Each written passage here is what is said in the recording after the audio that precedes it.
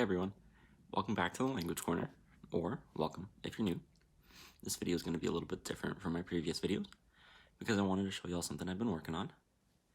It's more of a sneak peek really, because I'm not quite done, but I should be pretty soon. When I'm done, it'll be a map of the language families of the world around the year 1500. Let me know if you want a video explaining more behind the rationale of the map. But anyway, what I've got so far is based off of Joel Kesky's 2016 maps of the indigenous language families of South America. If you want more information on that source, let me know in the comments, because it really deserves a video of its own.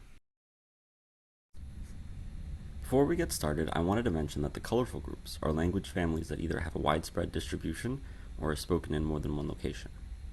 In most cases, language families are small and restricted geographically to a relatively small area. But sometimes a relatively small language family is concentrated in more than one area. One example of these is the Comuno language family of the Northwest Amazon.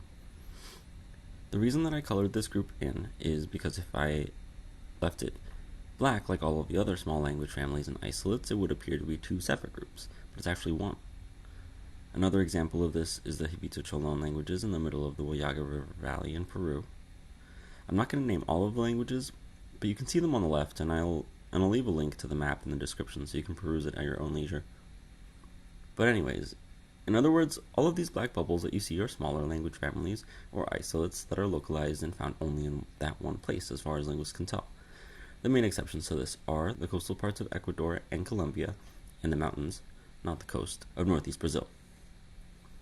And that's actually kind of a nice segue to the last thing I wanted to mention before we get started. There are a couple of regions that lack good documentation, such as northeast Brazil and coastal Ecuador and Colombia. So keep in mind that some of these languages are likely related to each other, but we don't have good enough records of these languages to say for sure.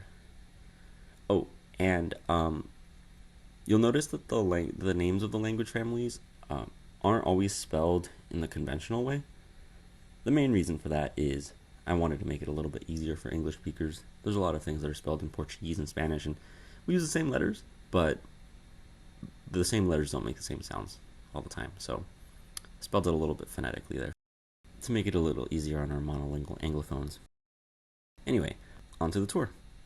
I'm going to start in the southern cone, because that's where I started making the map, and it's actually one of the best documented regions. There aren't really that many language families, or languages really.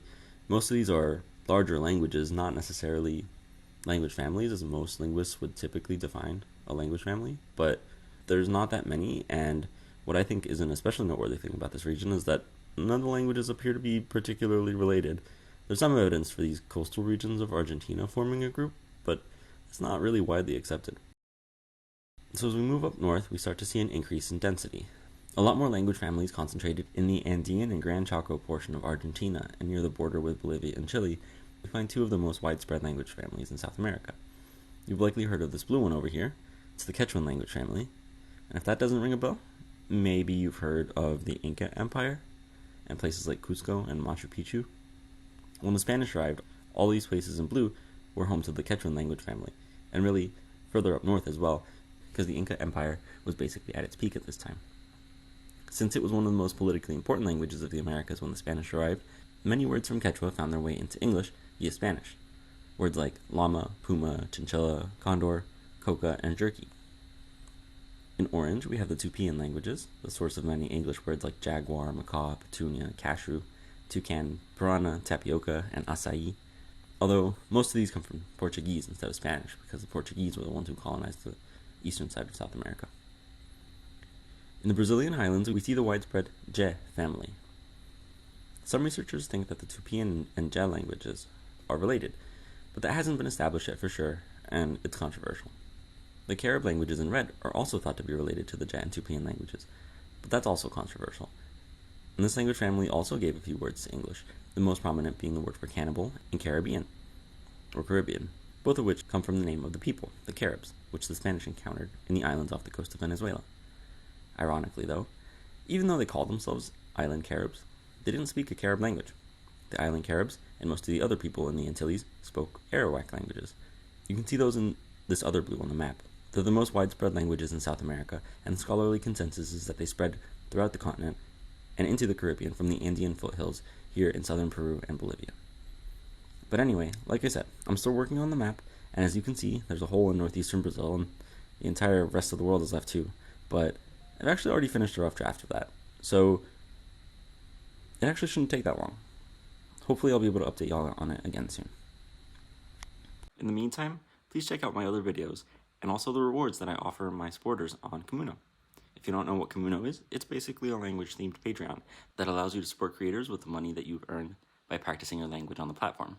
I'm actually the founder of Comuno, and the app is still in its early stages, but I'd love it if you checked it out and let me know what you think.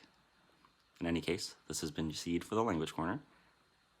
Stay humble, stay curious, and I'll see you next time.